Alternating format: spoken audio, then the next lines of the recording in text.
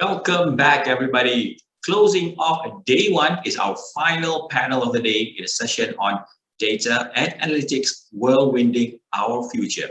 Moderating this session is Nina Sharil Khan, the founder and chief unicorn officer of PopCon Malaysia. Nina is an international speaker, marketing in Asia's top 100 inspirational LinkedIn icons for both 2019 and 2020, and the host of the hashtag Just Langga podcast live show. She has also transformed people and brands into digital thought leaders and authorities in their respective industries by expanding their presence, reach, and trust, enabling them to grow exponentially. Over to you, Nina. All right, a very good afternoon and very warm welcome to today's panel session on data and analytics, whirlwinding our future. Now, first and foremost, a very big thank you to the organizers for inviting me as well as our distinguished speakers to talk about this topic, which is super important, especially in these times. Now, AI is not the only thing that's driving rapid change in data and analytics. From the next generation of augmented user experiences and beyond, composing and operationalizing data and analytics at scale, engineering decision intelligence, and relating everything to enabling data and analytics at the edge, there is rapid evolution in how and where analysis can be deployed. Now, understanding the business impact of these changes will allow organizations to resource, optimize, accelerate change, drive innovation, and transform society over the next 3 years. So in today's panel, we're going to learn how data and analytics experts can leverage these trends into must-have investments to anticipate, shift, and accelerate transformation in the face of disruption, uncertainty, and opportunity. So joining us today in our panel session today is Dr. Anshuman Ghosh, a data science and strategy leader with 12 plus years experience in leading technology, media, and retail companies. He is currently the head of data science at Sony Research India, having set up the best-in-class data science team for Sony in India, contributing to Sony's success in India and across the world. Earlier, he held leadership roles at Disney, Target, Grab, Spice, and Wipro. He's also an official member and contributor at the prestigious Forbes Technology Council and was awarded LinkedIn Spotlight 2019 as one of the most inspiring and engaging leaders. So Dr. Anshuman, could you please share with us briefly about your background and expertise in the AI field, and what is it that you're working on right now? Thank you very much for the warm introduction, and thank you for the organizers for inviting me for this session. I'm very happy and excited to be here. Of course, a couple of years back, we had these sessions on face-to-face mode.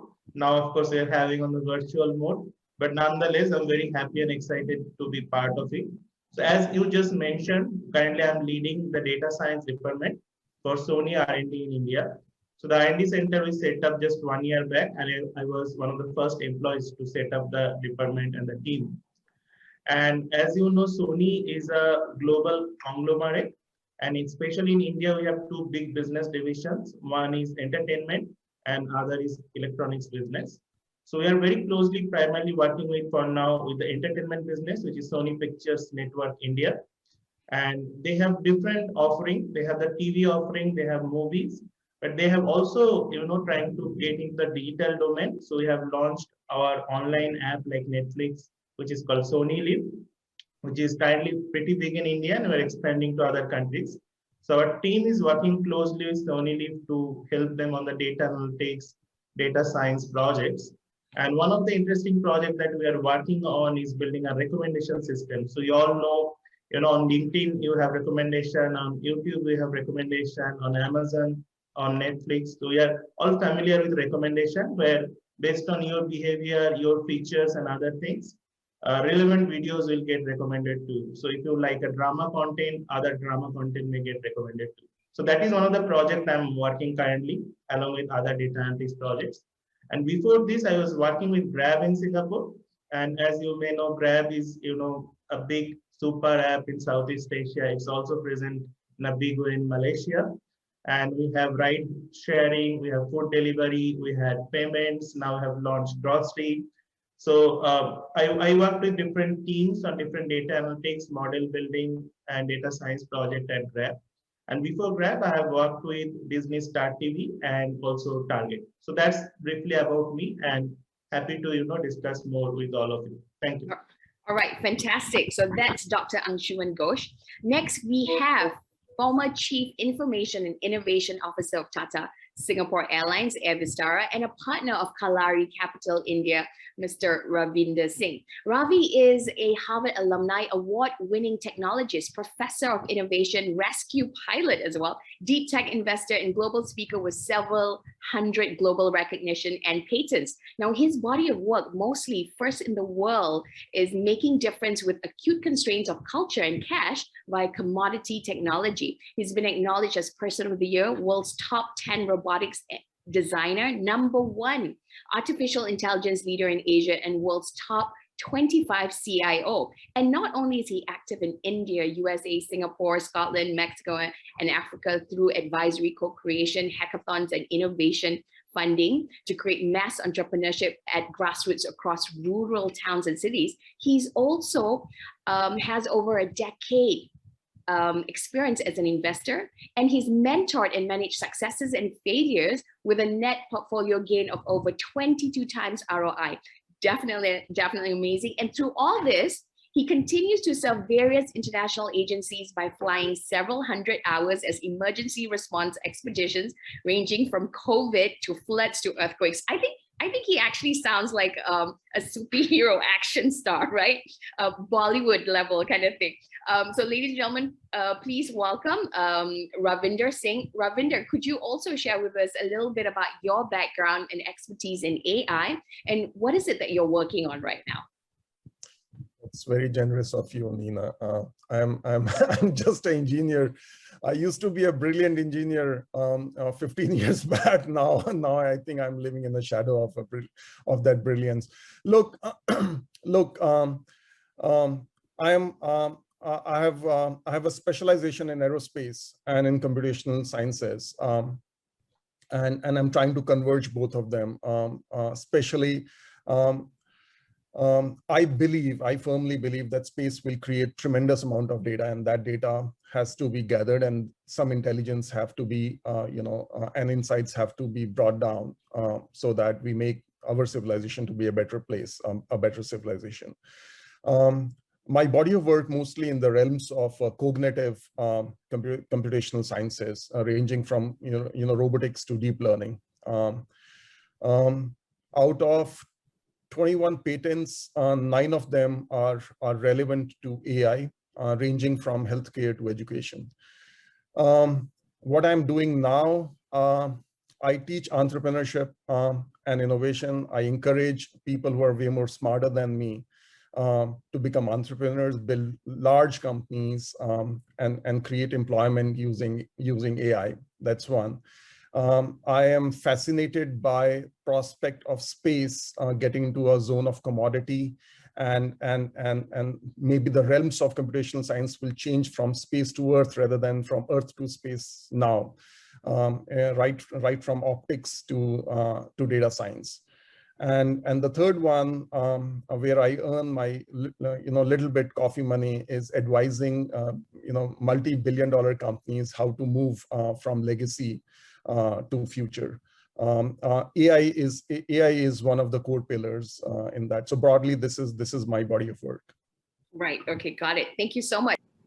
All right. Since we're talking about data and analytics whirlwinding our future, what, in your opinion, are the trends that accelerating change and transformation in our society across various businesses and organizations? So perhaps we can start with Dr. Anshuman first. Yeah. Thank you very much. So you asked us about what are the key trends that are changing data analytics and how it is going to change. So I would probably make it simple and call out some specific factor which I think are very important. So when you're talking about data analytics or data science, the most fundamental part of it is data. And it has become very obvious now, but it was not so, even 10, 15 years back, getting good quality data was a big challenge. Even when we wanted to get data of 100, 200 people, we had to conduct very costly market research surveys, right? And now if you compare with today's time, we have petabytes of data from, so many different things. we have internet, social media, digital transformation is happening. And this trend of getting high data availability is going to continue. Especially, I think in the topic also you mentioned about smart city, IoT, sensor. So currently we only have our mobile phones and laptop computers connected to internet. But in future, there will be other devices, maybe your table, chair, everything around us will get connected to some sensor and internet. And that will generate even huge more amount of data, right? So data availability is definitely the first reason which is driving this overall trend of data analytics and data science. Next is that once you have the data, you have to store the data. And once you have huge quantity of data, you need a very good quality and high amount of storage. Thanks to the development of silicon and semiconductor technology, we have very cheap storage now. And probably in future with cloud and all, storage is going to be virtually, probably cost free or free. So with that kind of quality storage and size of storage, we can store all this huge amount of data. And related to storage, due to similar kind of technology, we also have very high processing power. Nowadays, even our mobile phones have higher processing power than the desktop or laptop of 10, 15 years back, right? So we have huge processing, so we can get the data, we can store the data, we can process the data. And fourth, but not the least, along with all these trends and developments, we are also having a lot of free tools like Python, R, and all, right? So at one point of time, if you want to do some research in academics, you used SPSS, which is a costly paid software. Many companies use SAS, right? And even for processing, people use mainframe. Nowadays, with Python and R, you can download it, you can learn it for free. And we even have things like Google Colab, which gives you kind of storage and processing for free. So you can use all the free technologies to run it. So now nobody is prohibited or prevented from using it. Earlier it was like big companies with big budget can have the mainframe system or all the data and processing. But now anyone, even small entrepreneurs or small businesses or individuals like you and me, can just get these free tools, learn on our own, and probably use for our own purposes. So I think these are the four broad trends that are shaping the industry, and most of these trends are probably gonna continue in the future. Right. Okay. What about you, Ravi? Where do you think the trends are that's accelerating change and transformation in society across various businesses and organizations?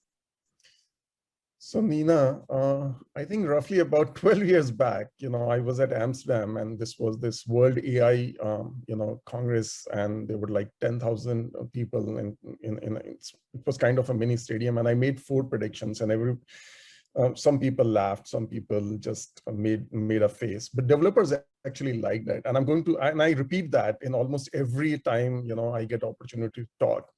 My first one was, there would be a universal language which will appear between machine and humans, and nobody believed that. And if you look at today, and if you look at generation today, they relate more towards the app and the language of apps. They relate more towards the language which is based on social tokens than English or any other language. So this is happening. A universal language will appear, and the word data will not be a word even will not even have a merit. So first thing. So if you believe in that, then the second thing will happen, that machines will design machines, okay, which is already happening, okay. If you Dr. Anshuman mentioned about semiconductor. If you actually look at semiconductors, in fact, last month Google made this huge announcement that their chip designs will be done by machines. They can actually do better than that. So that is going to happen. Again, word data will not be valid over here. We call it data because we somehow see mechanics of data versus data. That convergence is already happening. We don't realize that. The third thing is that this whole, and which comes to the storage part, which also Dr. Anshuman mentioned. Look, we need to understand technology follows society, society follows technology. There are 2 kinds of things which are happening today. One are distributed computing platforms in the sense of crypto, blockchain, and all those things happening, which are node-based. Another is this cloud thing, which is a centralized computing, okay? And now I'm coming to my point, or the point which you have mentioned. There are 2 kinds of data. Since you have mentioned data, that's not my word, that's your word. 2 kinds of data will exist. One kind of data will be in a centralized form, okay? And people already call that as cloud AI, Okay. Right. Okay. And other one will be distributed, which is known as a node AI or an edge AI. Okay. And now I'm making something. I'm going to make a statement which maybe Dr. Anshuman will not like, or maybe other data scientists will not like. Data is already a commodity. Cloud is already a commodity. Edge is already a commodity. New marketplaces of science or models will appear, which will actually make these models commodity models. For example, a healthcare company can actually get a model from a retail company, or a warehouse company or something like that, and they can make their processes better. In next 4 to 5 years, okay, the word data science will become a commodity word. Okay, models will be sold at a unit price, or unit economics of those models will be sold very, very cheaply and easily available. Okay, and the science part of data, okay, will not be valid. The analytics part of data will not be valid. It will come as a package with anything which you are consuming. It will be consumerized. Okay, in just in few seconds more. For example, if at an airport on a conveyor belt, okay, a security person is trying to diagnose if there is some alien object over there, same model will be applied by a warehouse, same model will be applied by a retailer, same model will be applied by you in your home and all that stuff. And these models will be easily available. So this whole mesmerization of data science and data analytics will go away in 4 to 5 years. Data will be commodity. Unit economics will be in favor of cost of compute has already come down. It will go further down, and models will be easily available. I have never said that in any other forum, so but I'm quite sure about that. And since I'm an investor too, I see companies which are working on these lines, and federated marketplaces will come out. Wow. Okay, Dr. Anshuman, do you agree to this, or I would love to hear your side of things. Okay, I think he has made some very interesting observation, and I'm sure he has done his own research and analyzed everything to make the prediction. So my understanding is a little different. Probably, yeah, overall trend wise, there is a possibility that such thing can happen. So I'll not say it is impossible. But the way I see that biggest challenge is not having the data or the model, right? When we're recruiting people also, like we have in the company, lot of data available, petabytes of data. And we get people who say that, yes, I know this model. I can do classification, regression, anomaly detection, phase detection, all those things. But when it comes to, many big business problems and the big problems that companies want to solve for, getting more profit or revenue, right? There, it's not a very simple problem, right? You can't solve with a model which is available. That's what I've seen, many big problems, right? Yes, there can be some components that you can take, and then you need to tell that which model will be suitable for it, right? Yes, there are some developments like AutoML and those cases, which are pretty much suitable if the data size is small and the complexity is small, right? So what you do in those cases? What you do is you keep running a lot of different models. You run probably 100 different models, and it picks the best model out of them, right? But in a real life situation, the example that I was talking about, when you are running probably a recommendation system on 100 million user kind of data, even to create one model, it probably takes months to create the model. To run it also, it takes a lot of time, right? And that is where I think human intelligence comes into play, right? Based on your domain knowledge, your expertise, you develop certain idea, intuition about what kind of model might be suitable where. And more than the model, I think what is even more important is the feature, right? So if you're working in a particular industry, okay, these are the factors that is driving the industry, which may not be same for different industries, right? So in case of say Grab, if I talk about, probably, pricing, discount, and some of those things may be very important. Whereas in a services setting, probably your service and other things can be very important. So to choose also the feature, domain knowledge and those expertise are also needed. So I would say probably these roles may evolve and they may change. As Ravi sir has pointed out, you may see more edge computing, federated computing, other kind of technologies. But I think data science will also probably evolve with us. Because what I saw as data science 5-10 years back is not same what probably I'm doing now, right? We are not using a blockchain, or we were not using cloud computing even few years back. Even Python was not so popular, right? People just created some charts on our dashboards or use some SAS to create a model, right? So that's how data science was 10 years back, 5 years back, and it has evolved a lot. So I think definitely I agree with him that field will evolve, but I think along with the field, the roles and the data science will also evolve, and it will not be probably what we are seeing today. But I think machine can't do science, and machine follows the instruction that people give. Yes, machine can learn some pattern which humans can identify, but I will not still say a general form of intelligence from machine will become viable at least in next 5 years or so. That's my opinion, but yeah, I think no one can predict the future perfectly, and it is always probabilistic. So that's my thoughts. Thank you. Okay, fantastic. Thank you so much. I think with that in mind, with all these trends happening, what sort of impact can we expect for businesses, and what is the best way to deal with it? Just wondering from your point of view, Dr. Anshuman. Okay, so when you're saying businesses, I think there'll be different kind of changes happening for different kind of businesses. So if you talk about very big businesses, they have a lot of money, they can try out new technologies. And that's why for big businesses, the trends has been gradual and it has not been very dramatic. So I remember many big business in US, I was working for some of them earlier, probably 15 years back. And they at that time also used computing, but that computing was mainframe computing. They had data. That data was probably in a different format. They did not capture much unstructured data. It was very structured data put in some database table, and they had mainframe computer to process it, right? From that, probably they have now shifted to cloud, right? Maybe at some point of time, some of them may shift to blockchain or decentralized computing, but there is some risk associated with it. But the trend that I'm currently seeing is move towards a cloud is a big movement that is happening. All of us know that AWS and Azure has been the most popular services out there in terms of cloud computing. And other than cloud computing, another big change that has happened, I think I touched upon it earlier also. So earlier there were different tools like SAS, SPSS, and many other things. And at some point of time, people used R. But now I'm seeing a trend towards, a lot of them adopting Python. Yeah, later point of time, different language may come, but till now I can see a trend towards Python. And in terms of the model, actually what Ravi sir also mentioned, that I can see a trend towards AutoML or some component coming, and you kind of do a plug and play approach where some component of the model is coming from somewhere and you put it together, and some of this may become automated. So those kind of things are happening.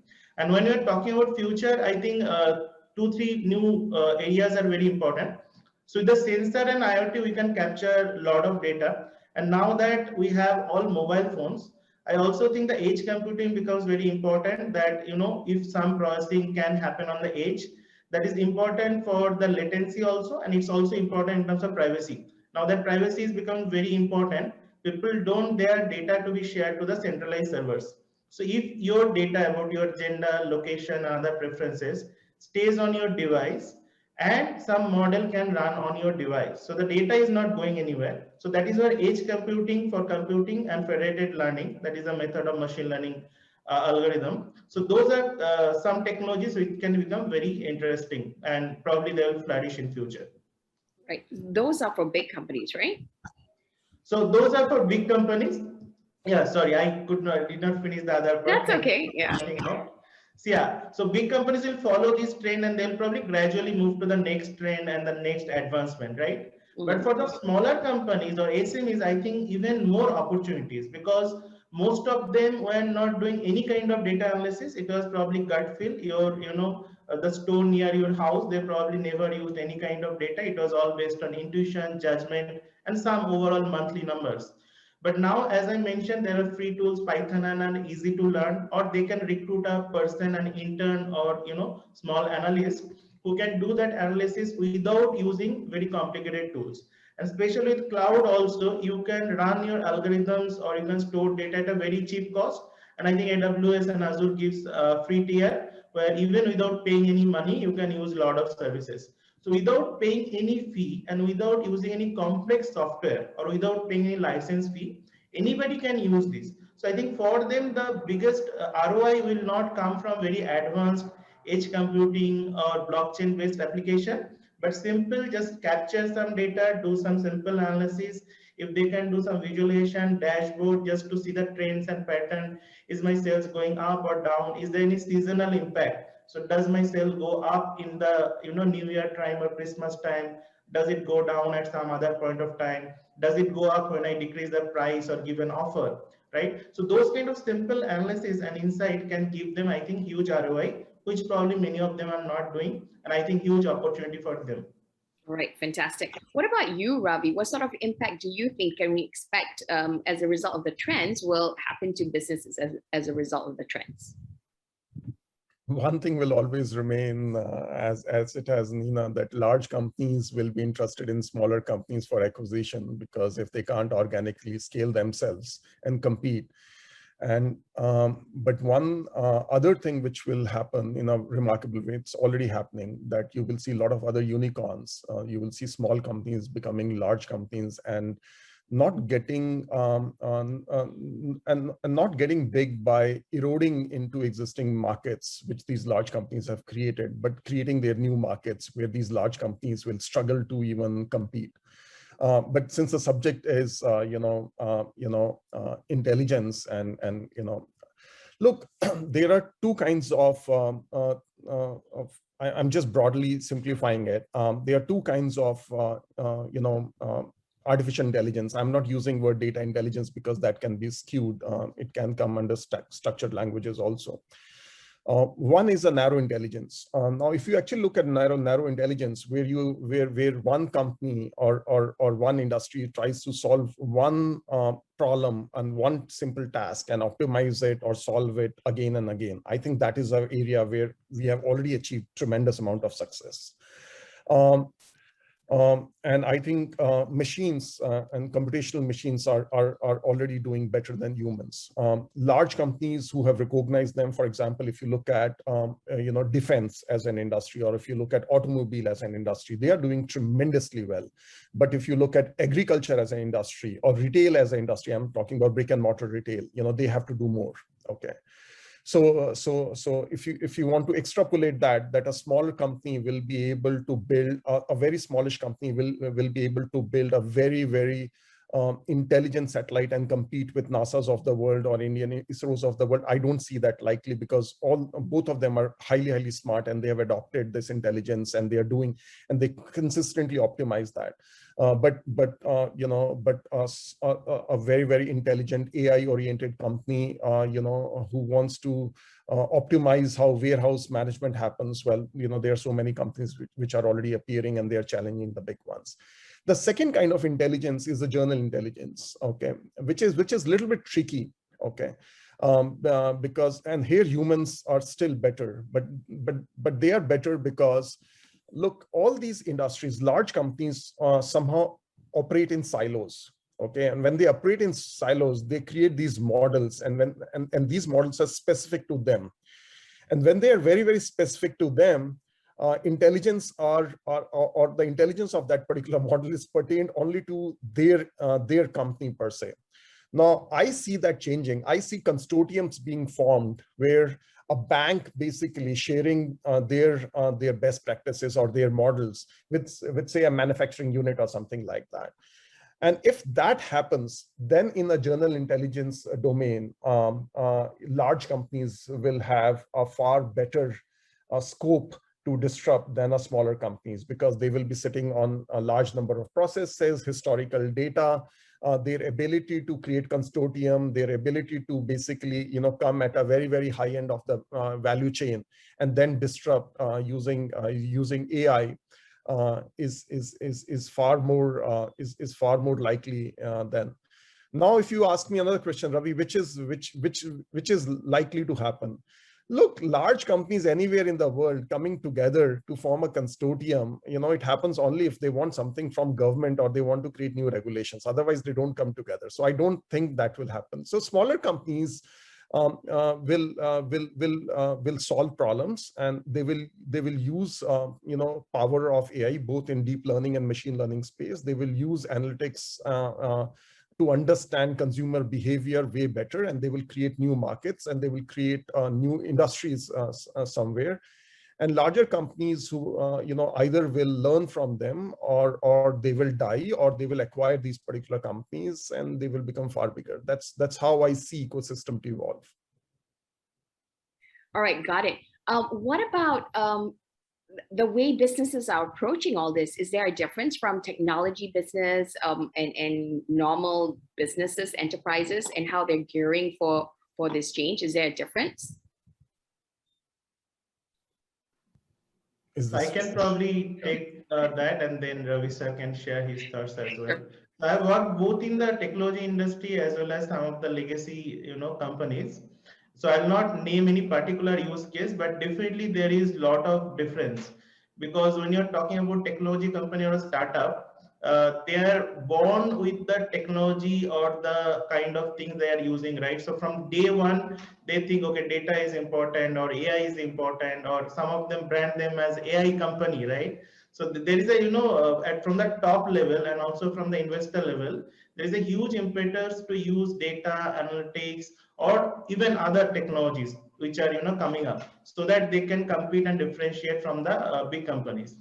So big companies also understand the same thing, that that digitalization is happening, technology is changing, but it is difficult for them to change right fast, because once they understand it, it is not just a technological change, but it is also cultural change, right? So you have to move from the legacy decision making or culture to a new kind of agile culture where you adopt new technologies, experiment very quickly, try out new things.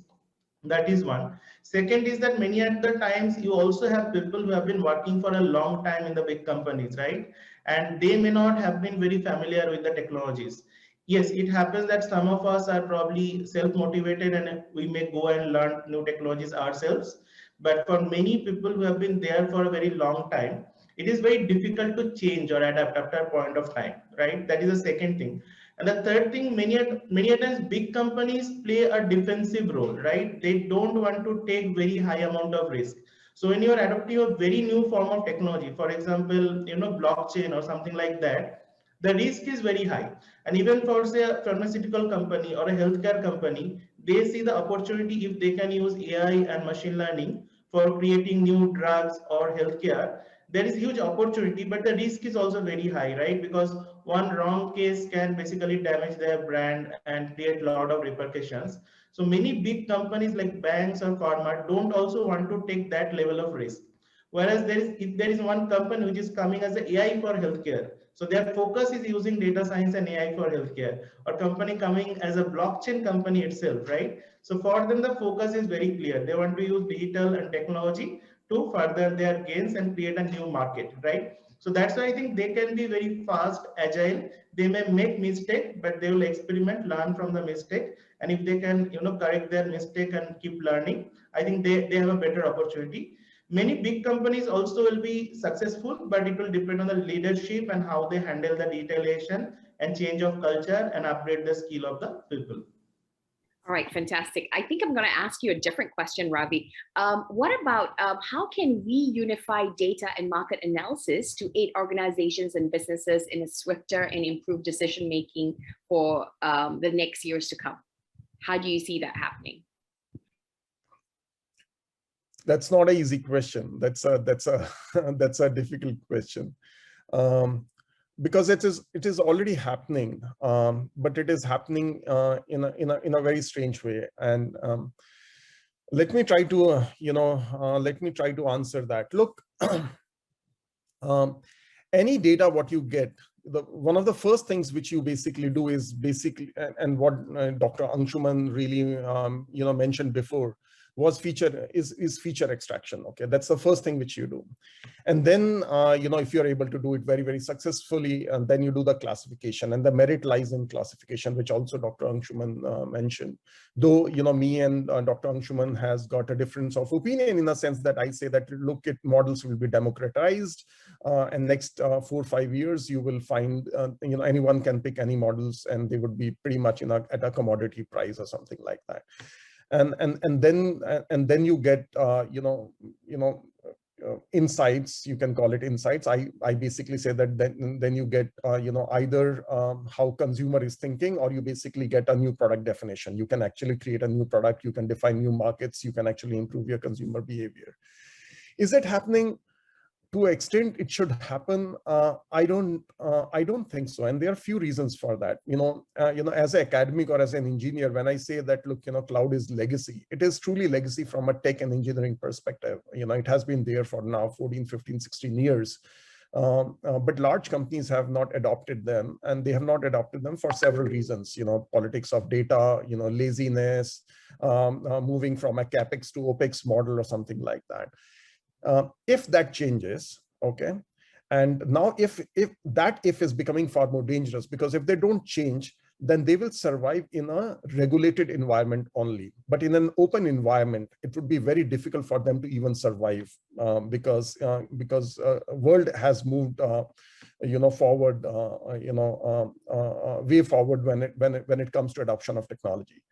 Now, since we have limited, let me just make up one example. Okay, now look at fashion industry for any of the industry, right?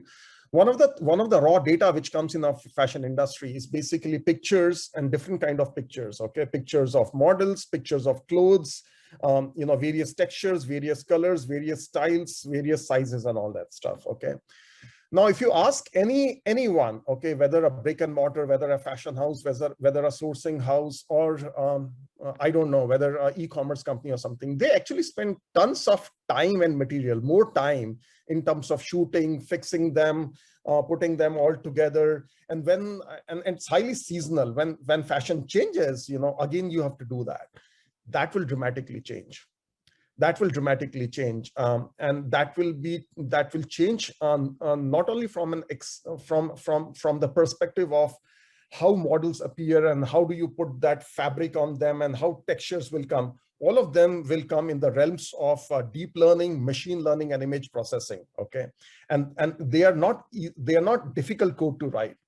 But more than that, what will happen is the personalization will kick in. That means if I want to try something, why would I actually look at a model? I would like to try on my own.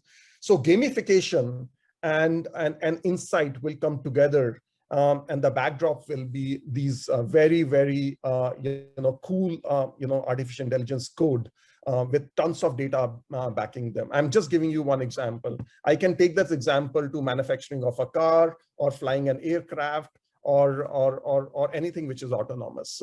So in my view, that's going to happen, maybe in 5 to 8 years, or something like that.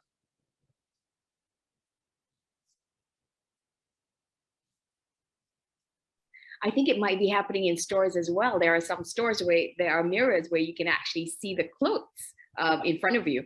Right? Absolutely. Yeah. Intelligent mirrors. It is happening not only in as I said, it is happening in healthcare industry. Look at spas, look at gyms, look at everything. Where virtual. It is not a virtual in a sense that you see your picture and you see your video. It's basically interaction with a machine. And it is becoming far more personalized. It is becoming far more intelligent. Yes. Right. So which goes into the next question. What about AI transforming brand tracking, delivering high quality, cost efficient insights at scale? Is there, how is it transforming it? So perhaps Dr. Anshuman can share, what does this mean to brands, and what can brands do to leverage on this? So it means definitely a big thing for brands, because at one point of time, if you wanted to understand how your brand is performing, we used to conduct brand track studies with big agencies like Nielsen or Kantar, and we used to go to thousands of people and ask them, do like my channel or my product, or what is your opinion about the competition. But that has, I think, changed drastically. If I take just the example of media industry, so I have worked for Disney Star TV 5 years back, which is a media company, and currently I'm working for Sony, which is also having a big media business. But at that point of time, just to track the brand and the engagement and consumer preference, we had to go to individual consumer level, because at individual consumer level we had no data. But now, for example, now if I work for a Sony Live or for Netflix or Hotstar, then in that case, I already have the data that which consumer watched what content at what point of time, and what is the demographic profile, what is the location of that consumer, what is the language preference. So all these things are kind of the data you have. Now, how do you make use of data? Along with the data that companies or apps collect, there is also a big area of social listening, where you can collect data from Twitter, YouTube, Facebook, etc. And that can give a very good trend about what are the keywords people are talking about, what are the latest trends, and you can get a lot of very interesting insight from them. So these are on the data collection side. We have already discussed a lot about data storage and about data processing, so I'll not repeat those things. But as Ravi sir also mentioned, I think AR and VR are going to also become a big trend. And you have already mentioned the example of fashion and retail and some of those scenarios. I'll probably take it one step forward here, because in this one area, I think it can in fact become even, even much more than just an AR and VR. And the future of it may be something what is called metaverse, right? So it is not that you are going to try one product, or you are going to check one store or a place, but you may live in the virtual reality, right? So in some form we are doing it with Facebook or social media, but metaverse is going to take it probably next level. So we had web 1.0, we had web 2.0, which was more interactive, but web 3.0 will be somewhere, or metaverse, when you live in that space. So you have an avatar, and I was saying some video where the avatar may look very much like you, and as you move your head, or as you talk or move your body, the avatar also moves. And the things that you want to have in your life, be it a car, be it a fancy dress, or whatever you want, you can have those things. And there are people who are paying money to also buy those things. And we are also having some interesting blockchain applications like NFT and all coming in that space, where you can buy probably a car or a house in that virtual environment, and you live your life there. You have your friends there, they're also living there. So it is, I think, much beyond AR, VR, or social media. Yes, I think the technology is still not so real. Only difference is that it doesn't feel as real as we see in the physical life. But I think with the advancement of the technology, it will probably get more realistic, and people will start living at least a part of their life in the virtual world. So that is where I think it is moving. So we're basically looking at a world which is Ready Player One, right? like the movie. Yeah, exactly. So it's just like your room with your friends or your family, but you live there and you can do whatever you want. And in fact, some of the technology developments are probably going to help there. So just after, while this Olympic was going on, so Google has launched a very interesting feature. If you search from some Olympic player and all, if you go scroll down a little bit below that, so they let you basically have that player play something for you. So probably a tennis player playing a shot, or a badminton player playing something, or a footballer doing some dribbling, and you can select the particular person, and you can select what you want that person to do, and then you can put him in your room. So it will look like that person is in front of you playing that thing, and you can click what you want that person to do.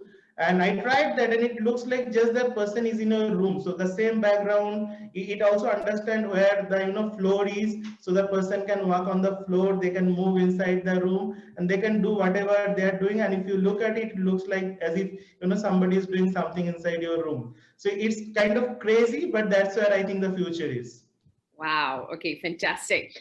We've just come to the end of it, but very quickly, what are some things businesses and organizations can do to prepare for all this exciting thing that's happening? What's the worst thing they can do? So Ravi, if you could share with us first, what's the best thing organizations can do to prepare for this, and what's the worst thing they can do? Worst thing is easier when they do nothing. Because I think a lot of companies are not aware doing nothing is still doing something, right? Well, in a zone of self-help, philosophy of self-esteem and all that stuff, I think doing nothing means, or maybe in the world of yoga or Reiki, it is a very powerful. In the world of digital, doing nothing is actually devastating now. You're right. You're right. Depends on the context. Okay. But what is it that they can do, in order to not kind of get wiped out? Let's just put it that way, or to not be relevant. Look, Dr. Anshuman has actually covered almost everything, what they should do in terms of having talent, extraction of data, do something with this particular data. If there is one thing which I would like to tell them is that, look, large businesses, usually they create portfolio of products and services, okay? And then they build their organization around that. They build their sales team, they build their delivery teams, they build their marketing teams, they build their brand teams, they build their strategy teams. And somehow they are consumed by that behavior, which is a behavior which they themselves created. We are getting into a world where new markets will be created and new products will be defined, okay? So if there is one thing which they need to focus is they need to seriously think which are the new markets which they have to create and which are the new products they have to give birth to. If they do that, I think they will not only do well for themselves, but they will also create many more industries, out of their own ecosystem. Wow, fantastic. So that means they got to focus out and really get in touch with the consumers and what they want, right? With the customers kind of thing. What about you, Dr. Anshuman? What's the best thing that they can do and what's the worst thing they can do? I think worst thing is what Ravi sir has already mentioned. I think doing nothing. But interestingly, I think that will happen to a lot of companies because of different reasons. They'll probably think of doing a lot of things, but they may not end up taking the action. And they may take the action, but it may not be fruitful, right? And of course, the base thing is basically if I want to define all that we discussed with one word, I would call it change, right?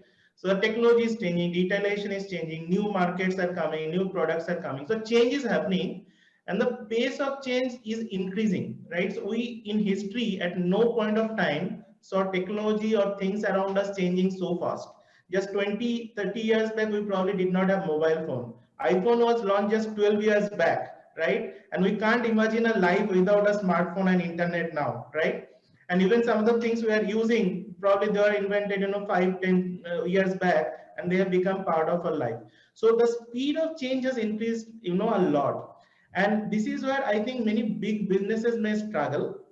Like, I'll just briefly mention what we already discussed in detail earlier, is that so when change becomes difficult for a human being, when you are young or when you are a child, we just go and explore a lot of things. We want to learn new things, right?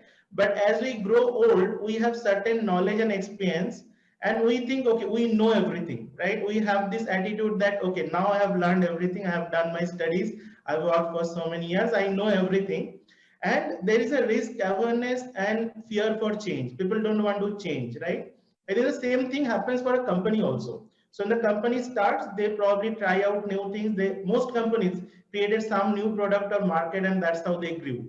But once they grow, there is a curve of growth comes along with that. So when you grow after a point, as a startup, you can be very nimble based on people change very fast. But as you grow to manage the operation, you need processes, you need structure.